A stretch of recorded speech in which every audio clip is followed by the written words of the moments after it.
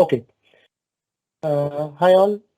My name is Uzair Raja, and I welcome you to the Microsoft Azure Pakistan Community August 2022 meetup.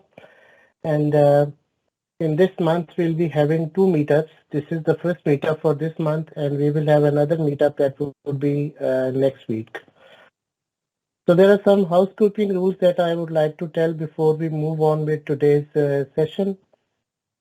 We plan to meet online at least once a month on Saturdays, and the online meetings would be organized using Microsoft Teams. And the online meetings would be recorded, and later the recordings would be uploaded to Microsoft Azure Community YouTube channel, so that those people who were not able to attend for any reason would be able to play the recording and see the videos. And I would like you all to please mute yourself during the meetings. And the meeting time would be around 1 hour to 1 hour and 30 minutes, depending upon how much time is needed by the presenter. And there would be 10-15 minutes for QA session in the end. And it would be really good if you could write your questions in the chat window, and I'll be moderating the chat window so that I can go through all the questions that are posted in there. These are some of the social media handles for Microsoft Azure Pakistan Community Channel. We are available. We are present on LinkedIn, YouTube, and also on Twitter. And there are some code of conduct that you need to follow before we for our session. First of all, be friendly and welcoming. Listen with purpose and create space for others' communication preferences. And ask yourself how you can make someone's life easier. Be patient. Remember that people have varying communication styles and preferences. Recognize that not everyone is using their native language. Meaning and tone can be lost in translation. And be thoughtful. Think about how others will interpret your words and aim for clear and productive communication. And remember that sometimes it is best to refrain from commenting. Be respectful and inclusive. Respect difference of opinions. Seek to understand and build bridges, not condemn or criticize. And make a conscious effort to include people who differ from you. And be open and curious. Assume good intent and interpret other statements or questions in good faith. Ask questions to understand, not denounce. And focus on continuous learning, improve upon things that you already know, tackle new things, and ask others about their expertise to deepen your own knowledge. And if you need any further information from the organizers, you can feel free to contact them. Microsoft Azure Pakistan community is now a member of Azure Tech Groups, and Azure Tech Group is a wider community of those groups that are officially affiliated with Microsoft. And Azure Tech Groups are present in at least 45 countries. And this means that all our meetings and all our meetups are also available on the web page of Azure Tech Groups. Today we have Arindam Mitra, who will be telling us about Azure Container Registry with Aquasec Trivy and Azure DevOps. And in this session, Adam will demonstrate on how to scan Docker images in Azure Container Registry with Aquasec Trivy using Azure DevOps Pipeline. Azure Container Registry is a private registry for building, storing, and managing container images and related artifacts. And Trivy is an open source security and misconfiguration scanner. And since the container images may have misconfigurations that may create an open hole in the system, so Trivy can be very useful in such cases. And Adam is an Azure Cloud Solution and DevOps architect and a blogger, and he's based in Switzerland. So Adam, I welcome you to Microsoft Azure Pakistan Community Meetup group, and it is really an honor to have you on board. And now it's up to you to tell us about this area. Sorry, this is always the hassle that you start speaking and you don't realize that you're on mute. So first of all, Uzair, thank you so much for inviting me to the Pakistan community. Really privileged. I always look out for sessions where I can share my knowledge and everything. Let me share my screen and then we can walk it through. Can you guys see my screen? Yes, your screen is visible now. Yes. Okay, cool. So a little bit about myself. My name is Arindam Mitra, as Uzair has already introduced me. I overall have a close to 16 years of experience. In this 16 years of experience, I have like 11 years of experience as a pure data center specialist, dealing with all servers, virtualization, storage, encryption, DLP, monitoring, and everything. And then I slowly started switching to cloud technologies. I started to work with AWS for a year. And then I moved to Azure with assessment, lift and shift, and now I'm working as a cloud solution, Azure cloud solution, and a DevOps architect. So I'm based out in Switzerland, and I'm working for Axpo Solutions. There I am leading a team size of 6, like and supporting and onboarding all the projects, doing the rehosting, doing the refactoring, and everything which we do, we try to do it with infrastructure as a code and using Azure DevOps. So we are basically Azure DevOps and Terraform advocate.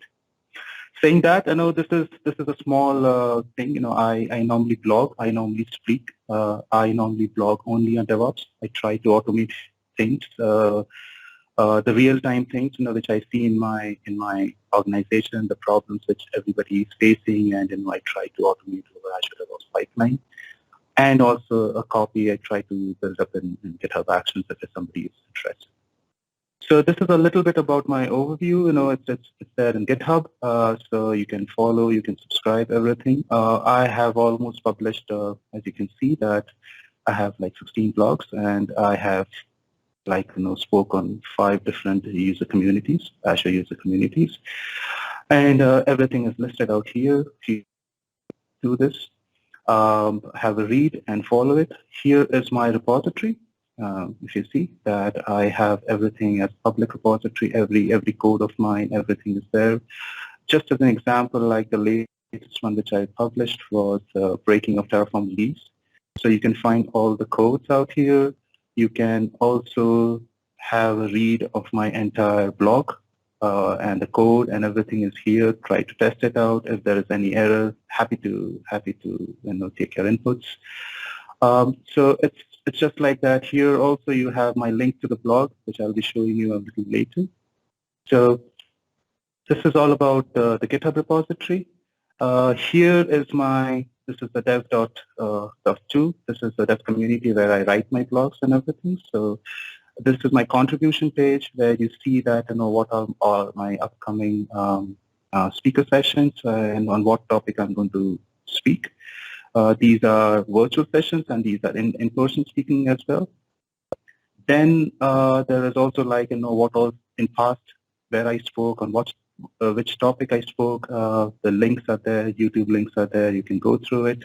What all conferences I attended, what I do, and these are all the links of my blogs which I normally post. So this is my contribution page. This is my topic which I am going to present. So here, I have already blogged for this whole thing which I will walk you through. I have done this presentation in one of the Zurich user community. You can see that on 28th of June I did this, and I was fortunate enough to talk with Mohammed Nafal, who is one of the black belts of Microsoft. So he is one of the legends in Microsoft, and it was a privilege of mine to be a co-speaker with him in the Azure Zurich user community. So I will walk you through this whole thing, and then as I always do, is that in my speaker sessions I try to do the talking less and showing you more. So this is what I'm going to do in the Pakistan community as well. So I told you about my GitHub. This is my speaker sessions. You can go through and everything which I write, I put it in my speaker sessions and sessionize and everything. So you have a list of everything what you want to see and do. I'm also there in Twitter. So I'm not too, I would say, too involved in Twitter. I just tweet about my own thing whenever I publish. So you can also find me here. That's all about me. And let's talk about that what I'm going to present and a little bit about the ACR, a little bit about ACR best practices, and then we jump into the live code, which I already have prepared here. I've already, before I was about to join, I just ran the code because I don't want to make any mistake in the presentation. I just want to see the code is running or not, and I'm glad that it's running fine. So before I jump into it, I have a little bit. I promise I just take 5 minutes. I'm not a huge PowerPoint guy, but it was just like I prepared it for the Zurich community, and I thought that it would be really, really helpful for you guys. So this is the topic I'm going to present, the ACR and scanning images in ACR with Trivy and DevOps. Nothing new. This is all I explained a few minutes back to you guys. Let me do this, yeah. So what's the agenda? So the agenda is like, I'm going to give you a little bit conceptual about Azure Container Registry. It's no rocket science, but, there are a few things it's always good to, it's good to revise, it's good to refresh yourself, and also to understand that, how many different possibilities, how many different network architectures, an ACR can be used. Then there is a little bit of best practices which I have learned over my various project deployments, then some use cases in automation.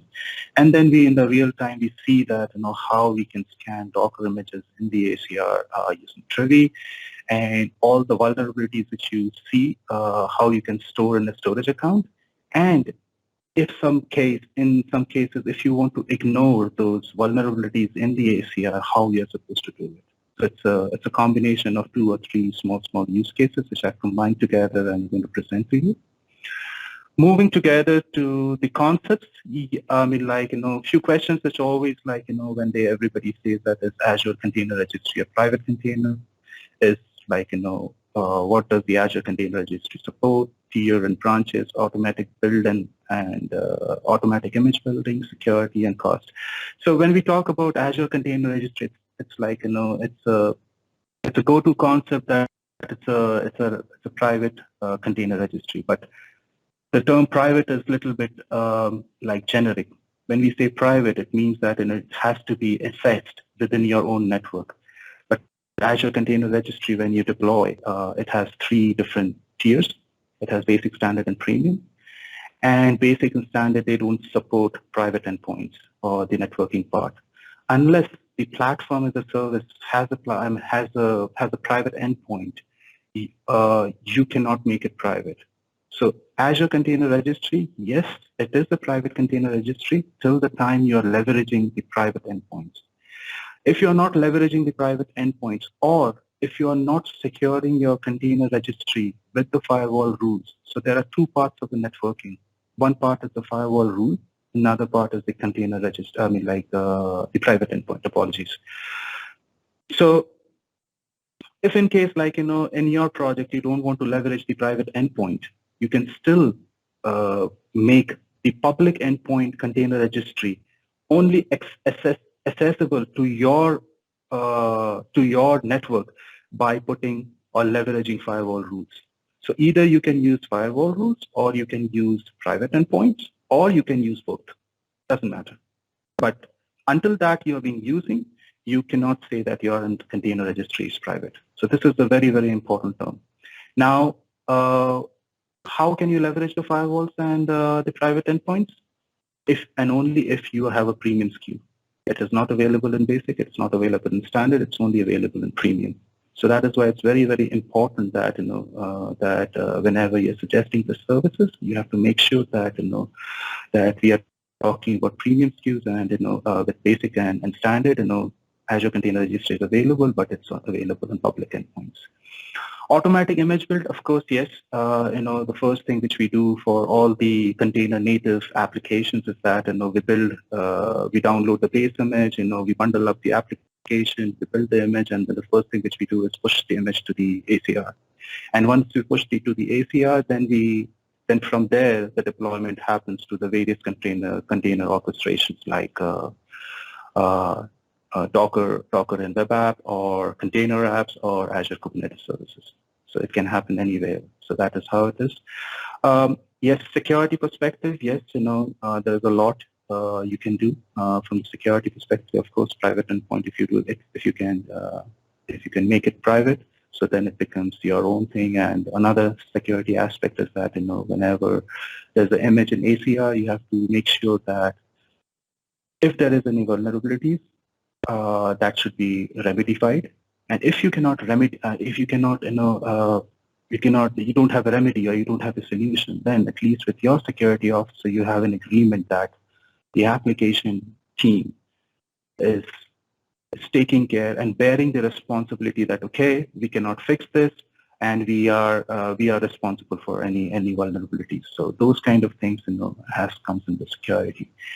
When it comes to the cost, the premium is the most costliest, as you can understand from the name itself, but it is also depending upon how many images are stored in Azure Container Registry, because the storage always counts.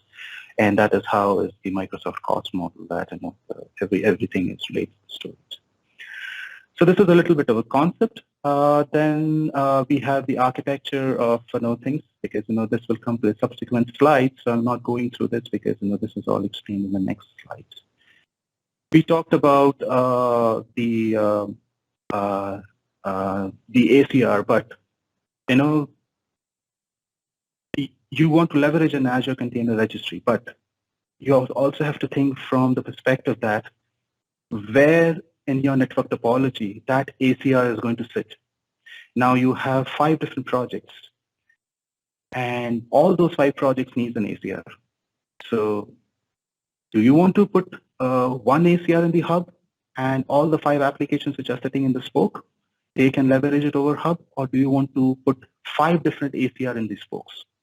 That is the kind of an architecture decision a cloud architect makes to best use the ACR. It's not about I deploy an ACR, I push an image, I start using it. It is also about the reusability of the service, how you want to do it, and how, what is the optimum way of using it, so that you are leveraging the service. You are also reusing it into for different projects, and you are also keeping the cost down. So you have to think, this is a balancing act that you have to do in order to best use the Azure services. In this case, it's Azure Container Registry. Of course, if you want to use the hub and spoke model where you want to keep the ACR in the hub, then you have to make sure that the ACR pull and the ACR push RBACs, those are properly configured with the service principal, so that each spoke can access the ACR and push the image or pull the image based on the rights which is provided in the service principal. Cool. Moving to the next one. This is again the shared one. It can also be that instead of we keep it in the spoke part only, but we have like a separate subscriptions, like for all the shared components which we want to use across all the applications. So maybe one application using AKS, another is using web app, another is using ACI, as shown in the diagram, but they are all connected. So each of the app 1, app 2, app 3 will have VNets. Shared subscription will also have a VNet. Why? Because we want to leverage the private endpoint of ACR. In order to have a private endpoint, you need a VNet. And as soon as you have a VNet in the shared subscription and you have a VNet in app 1, app 2, and app 3, you can of course peer it and leverage it. This is also one possible way of using an ACR in your projects. The other way is like you segregate over the you have one dedicated subscription, and in that dedicated subscription you have two different VNets, and depending upon how the environment has been structured, Dev, QA, and UAT, you are still using one ACR. This is also related to the earlier.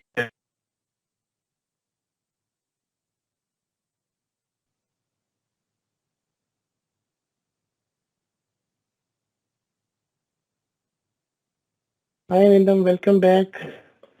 Hey, sorry. No problem. I think you were having some network issues. I think so. Okay. Because all of a sudden it just went off. I don't know what happened. Very sorry for that. No problem. No problem. Just feel free, share your screen and continue where you are. Sure. Okay. So I will share again my screen, and I will just assume that okay.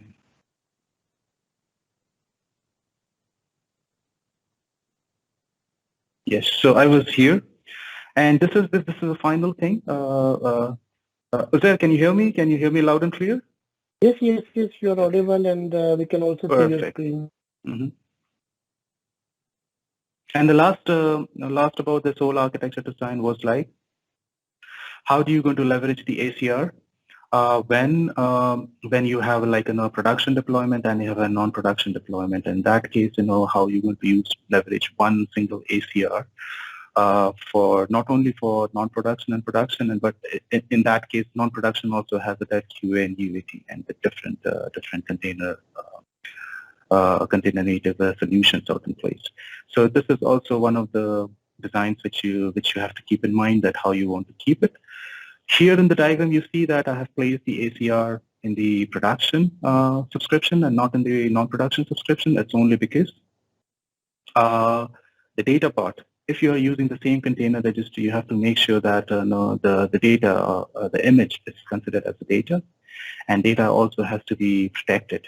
And if that has to be protected, it has to be, no matter that the non-production subscription is also leveraging the ACR, but due to security compliance and the data security, you have to make sure that the ACR is sitting in the production subscription so that it is better monitored, and if there is any breach or if there is any vulnerabilities and kind of a thing, it pops up, and then we can remedify whatever the issue is.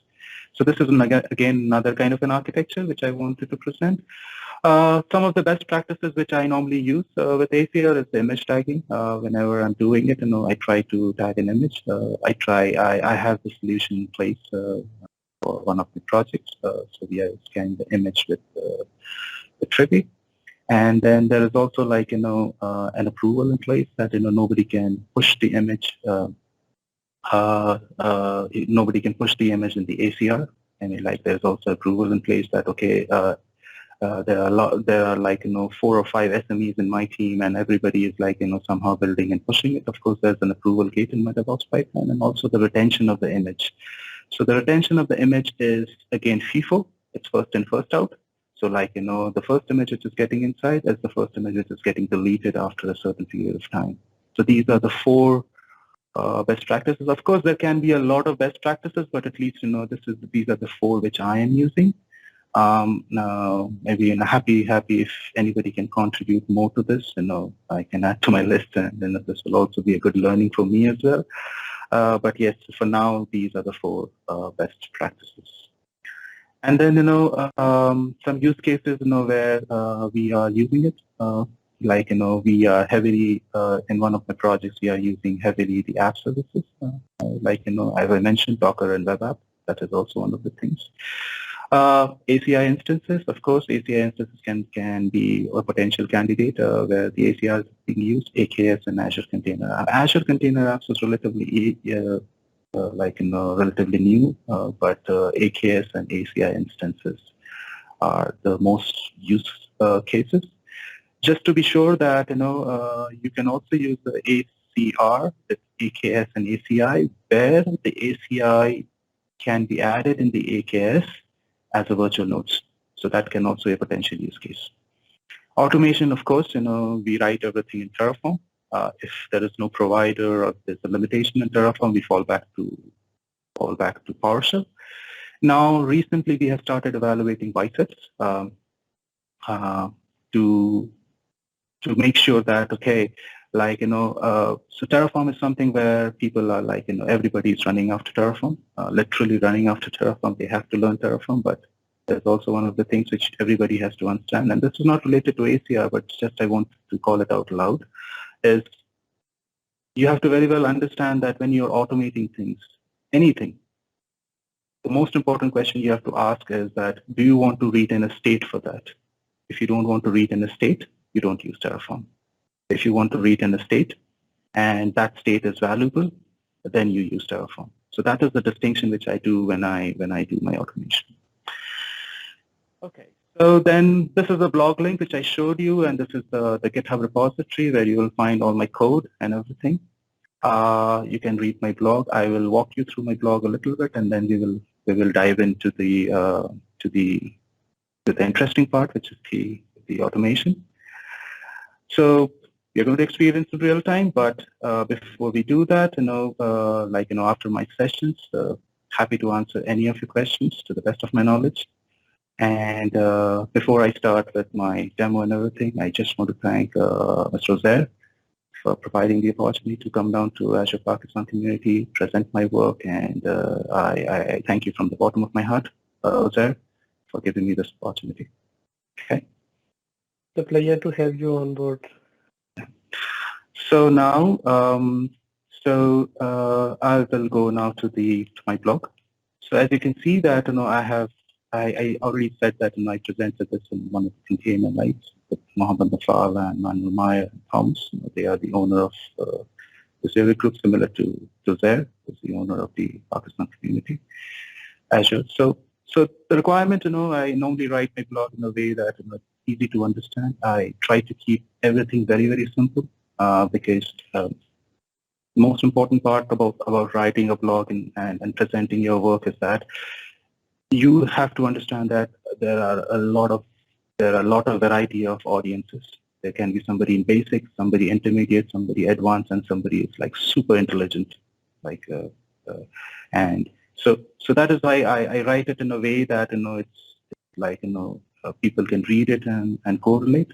So I start with the requirement that okay, if you want to set up this whole lab, or if this whole POC or MVP, whatever you want to call it out, what all things you require. So you require a container registry, you require a storage account, and then you require a resource manager service connection. Of course, in the Azure DevOps, you also require a Docker registry, service connection. You require a small Docker file, a sample HTML file. It's all there in my GitHub. Feel free to reuse, and then you develop an Azure DevOps YAML-based pipeline to leverage all this to serve the automation. And the last point is the Trivy ignore file. Anybody who has used Azure DevOps, we all of us know that there is a small git ignore file.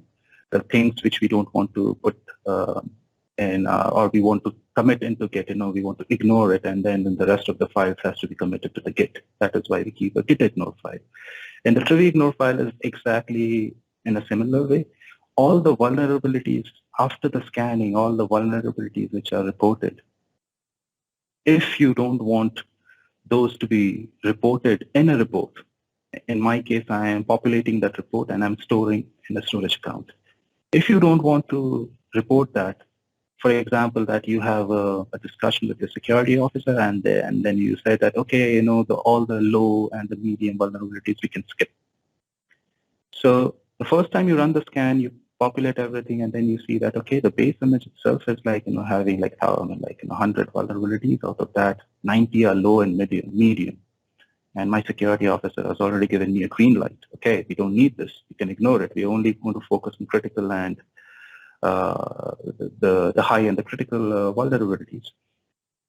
Then in that case, you just populate those CVEs, the vulnerabilities, IDs in the ignore file, and when you run the scan, they will not be reported in the report anymore. That is the purpose of having a Trivy ignore file. Okay. What is the pipeline going to do? The pipeline is going to build and push the image in the HCR, and then the next task of the pipeline would be download and install Aquasec Trivy in the build agent, and then we are executing the Trivy scan, and then I'm copying the scan results in the artifact staging directory.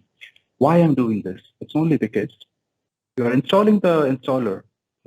Think from the data center kind of a thing, the way you used to do it in the on-premises world. You have a VM. You need a particular installer out there to execute a certain task. So I install Trivy, and then I'm running the scan result. So whenever you're running the scan, So whatever the result is coming, it is staying in the build agent, but you have to get that out from the build agent, and only then you can store it in a storage account. So in order to do that, the first thing you have to do is that you have to pull it out and you have to put it in the artifact staging directory. That's the process of the whole Azure DevOps. And then I'm publishing that result, which I copied in my artifact staging directory. I am publishing as artifacts. Once I publish that artifact, then I'm downloading that published artifacts. And once I have downloaded it, it is then copying it to the required blob storage container with a date timestamp directory. So whenever I'm copying it to my storage account, I'm not just dumping it, but I'm also creating a folder with a date timestamp so that I can do the categorization in a proper way.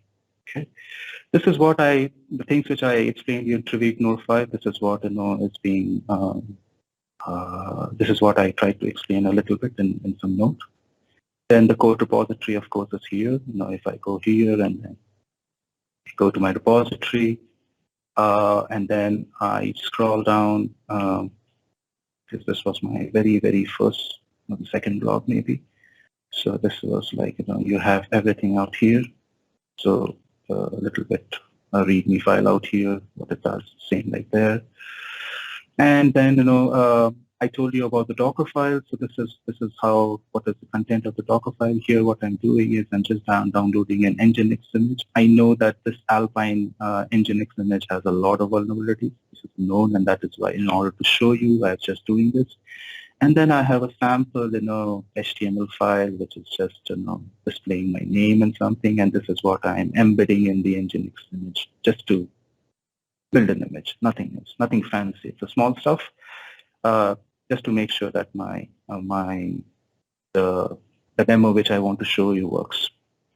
And this is all about the DevOps pipeline. I have not put any trigger, so which means that I have to manually trigger my YAML pipeline. I'm self-checking out the code. That is why the repo I have marked it as self. This is all the variables which I have used, and this is all you have to change when you are running the code. So if you change all these values out here, based on the values of your environment, this script should work, or this code should work. If it is not working, please ping me on any channel, and I'm happy to support you to troubleshoot you. This is not a very complex automation. This is quite relatively simple, and you guys can do it. But if anybody needs help, feel free to reach me out. Happy to support. Here I'm using the Microsoft Build Agent, Ubuntu latest. The stage which I'm saying is like I have a very single stage, which I call it as build, and then I'm doing this. So then the first, as I told you, is that I'm building the image and I'm then pushing it, and then the next stage is like I'm downloading and installing Aquasec Trivy. So you see that here I have like a bunch of commands. Of course, this is not invented by me. I'm not. I won't lie to you. If you go simply to the Trivy installation guide, you have all the flavors of Linux, and you see that I have simply taken the snippet from here, and I have. Where did I go? Okay, it is here, and I just put it under the script. So it is just a command line script, command line task, which I have taken. I just put it here. Okay. Then I'm executing the Trivy scan, and then it is actually copying it to my artifact staging directory. That is what I'm doing. Then I'm using the publish artifact task of Azure DevOps to publish my artifacts, publish my the scan results in the artifact staging directory to my as an artifact. So I'm publishing it. Then I'm downloading the published artifacts with the download build artifacts, the task of Azure DevOps. And then finally, what I'm doing is I'm using the Azure file copy, or I would say the Azure CLI task, to copy it in my storage account. Now here I have also put a code, but I have commented it because if you are running a Windows build agent, then I would suggest that you comment this whole line and you uncomment this, because this automation works a little bit different than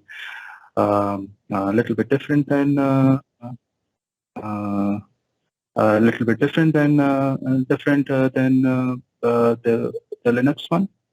So this is why, you have to be just careful. Just read my notes out here and you will very well understand. I don't have to explain you. I'm pretty sure that everything is here.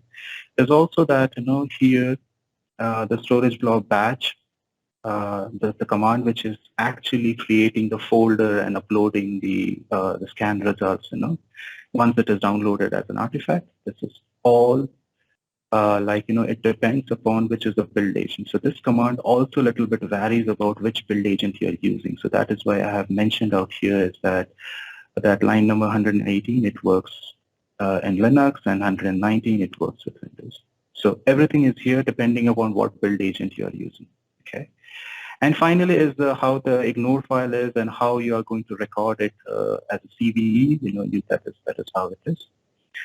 And then it is a pipeline result. Now, I'll simply quickly jump into the whole pipeline thing, but I'll show you that how I do it.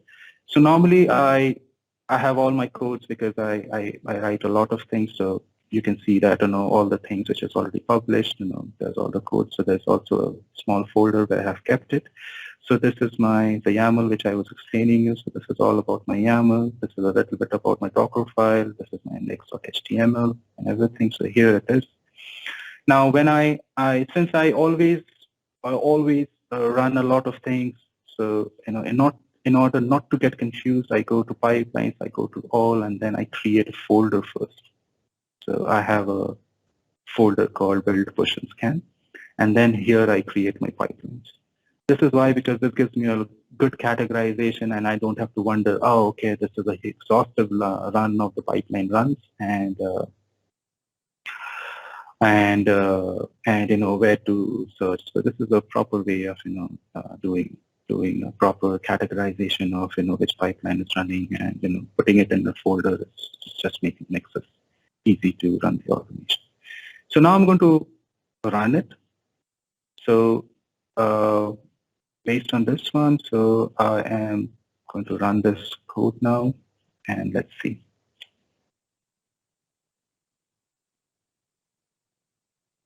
So it will take a little bit of time because I'm using the Microsoft build agent. So so it will take a little bit of time in starting the whole.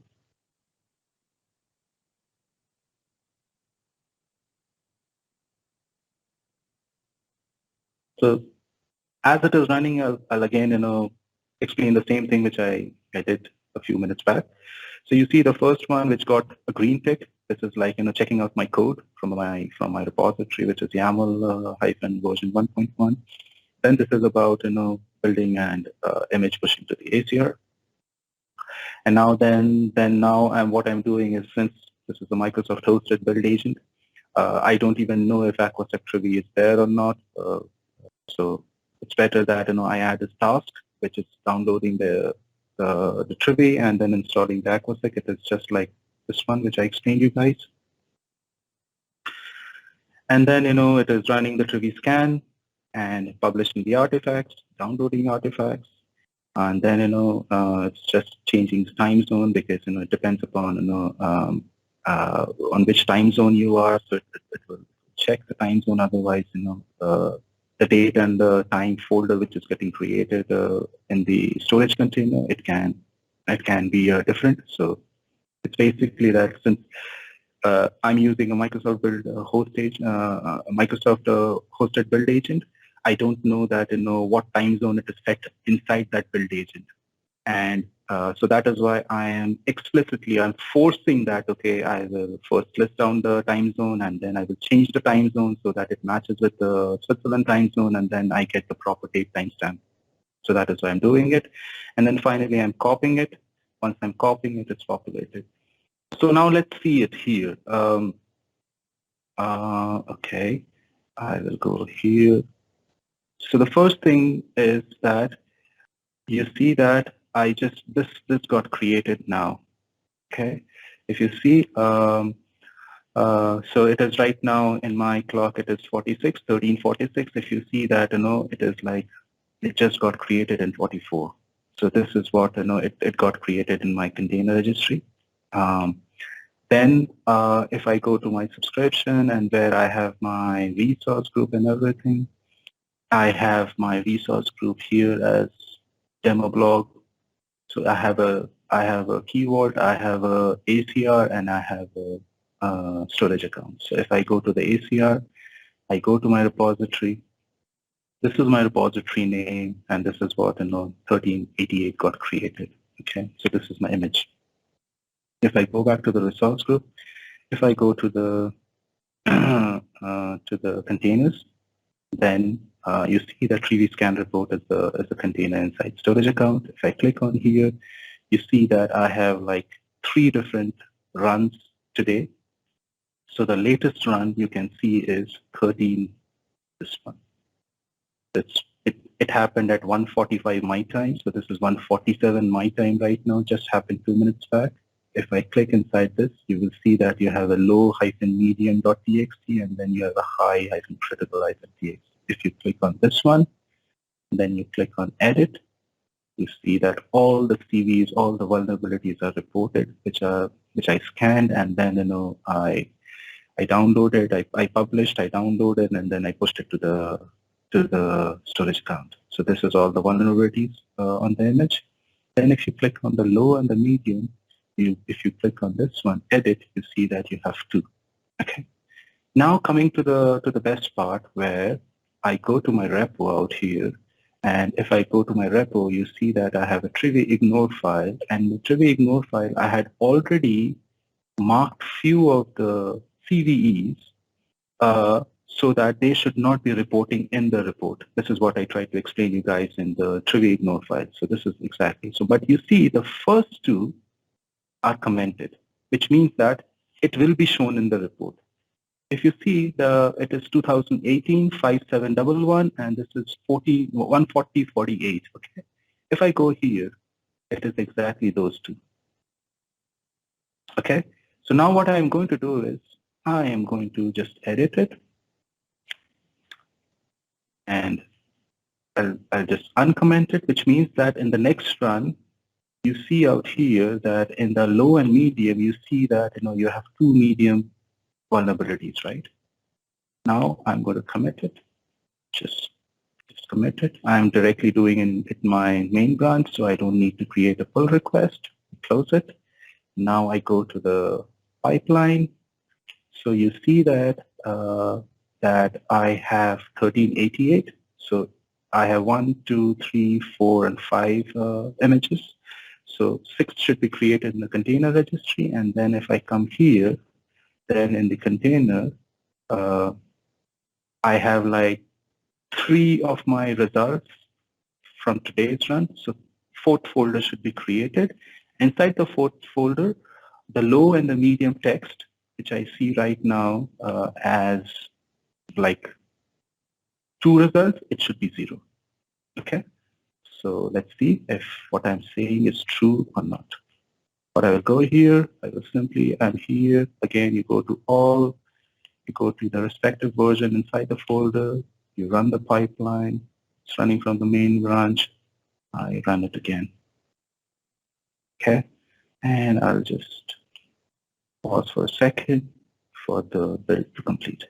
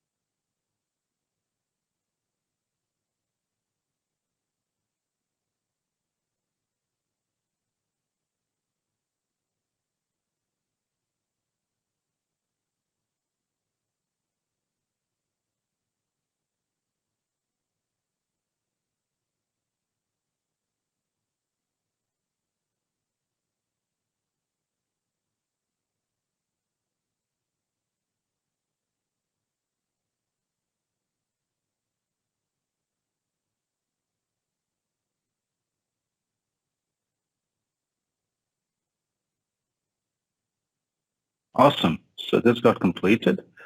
So now let's go to the image part, and I will just refresh it, and you see after 88, 89 got created. Now if I go here, and if I refresh it, you see that 51 got created, 1351. So 13th of August, 2022 underscore 13, which is 1 in my time, 51, which is now right now it's 52. So if I go here, so I didn't make any changes in high and critical, so nothing to see there, but most important is the low and medium. If I go edit, you see there's no, because I asked Trivy not to ignore it. So this is all about what I wrote in the blog and a little bit of automation in doing the scanning of the images. This was also one of my requirements from my security officer to do something out of the box rather than only be dependent on the Azure Defender. So this is also a tool from Microsoft, which normally points out all the vulnerabilities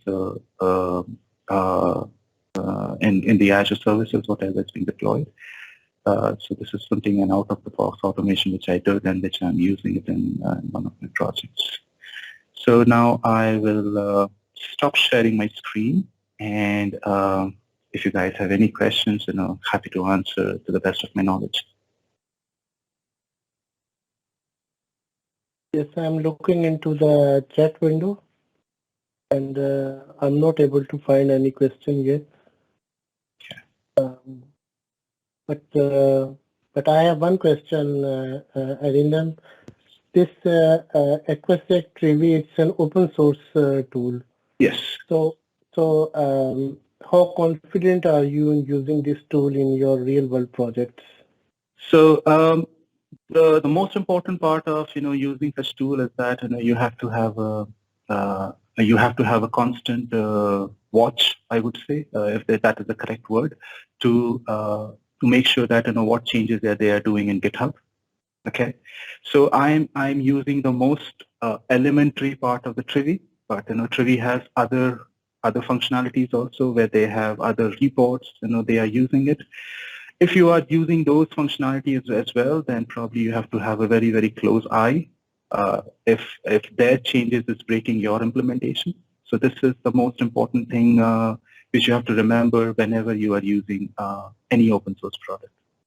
Because they will never make an announcement, because this is an open source, this is not a product based so that they are going to make it.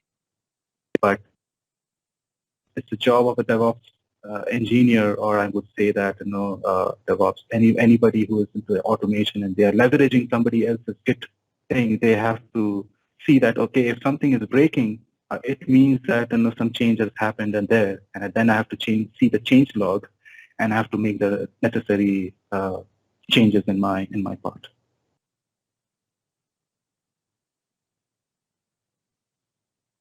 I'm still not able to find any question in the chat window, but just one another question.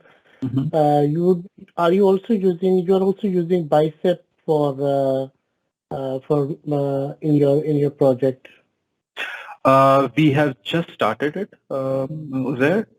We are I won't be saying that we are now in a position that where I can share something, but why we started Biceps, I can tell you is the more important thing is that there was a lot of push from the applications and the other SMEs that why always Terraform, and because it's very difficult always to maintain a lot of state. You make some changes and then the state doesn't matches, and you cannot proceed.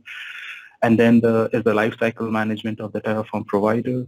So today it's like one version. So if you're using Terraform version, you're also using Azure RM version, then you're using if like for example Databricks. So Databricks has another provider, and these versions are keep on changing. And if you don't have a robust or resilient lifecycle management, it becomes very, very difficult.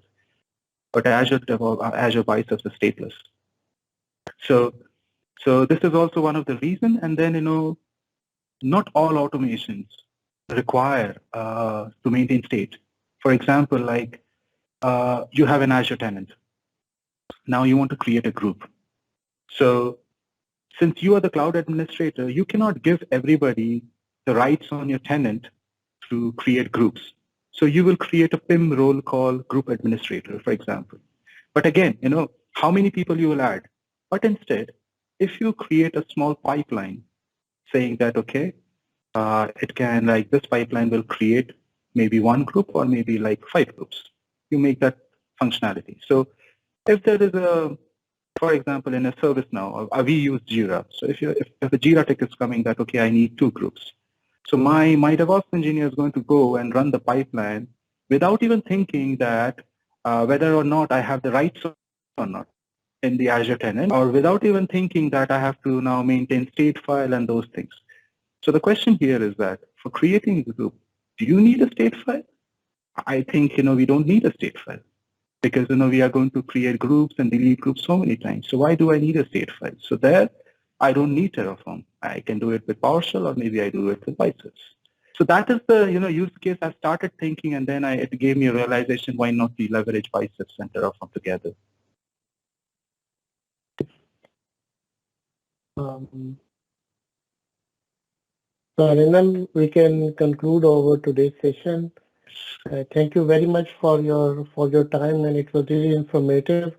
I would request you if you could share your URL to your blog and to your GitHub repo in the chat window so that I could also post it on YouTube channel together with this video. Absolutely. And, absolutely. Thank you very much for your time, and I hope you will also give us your precious time in future. Absolutely, Rare. I mean, it's a privilege talking to you guys, being in the community. And if you will have me, I can be there anytime. I mean, I love to contribute my work. I am now mostly focusing on GitHub Actions. So ping me if you find any slot in future. More than happy to come to your community again. Thank you so much, Arindam, and wish you a very happy and very nice weekend. I hope it would be sunny in Switzerland. It is sunny. I mean, it is really sunny, but, it's coming from a tropical climate. You can understand that. We don't need that much of sun. That's right. That's right. Yeah. Have a very nice weekend, Arindam, and hope to see you at some other time. Absolutely. Thank you very much. See you. Bye-bye, guys. See you. Bye-bye. Bye-bye. Bye-bye. Thank you. Thank you so much.